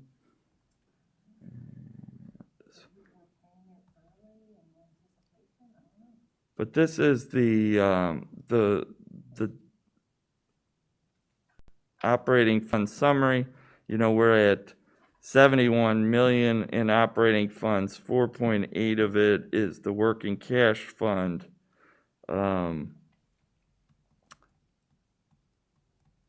So that was the fund that I was thinking of doing the abatement out of. You can see that every year we just get interest income in the working cash. Oh, and we levy like $10,000 just for the sake of levying it. But so it's been going from 4 million, and since I've been here, I think it was at like 4 million. It's just keeps growing by interest income. So it's 4.8 million in the working cash fund is where I thought we might do that abatement from. Because that's truly a rainy day type of fund, an extra reserves fund that's been here since I've been here. Yeah. So that was where I was thinking if we were going to abate, it would be out of the working cash fund. Yeah, that makes sense. So, the last item, the staff reduction, that has to do with we talked about the fact that we're not having lunch this year. We are doing brown bag lunch and breakfast for the low income students, or parents can order lunches that students can take with them. And but we don't need as many food service staff as we've had in the past. So I had an item in private for the board related to the food service staff. We want to make sure we have enough food service staff in order to provide those lunches and breakfasts, but we don't need as many, like, we have a lot of cashiers that we do, we just don't have the work for all of the food service employees.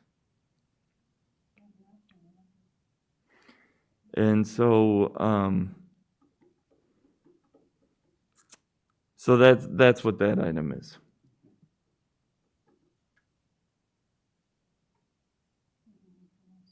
Nothing. I just was, yes. And I don't have any other updates for you this evening. All right, so that kind of takes us to the end of the agenda. It does. All right, since we're at the end of the agenda, we're adjourned.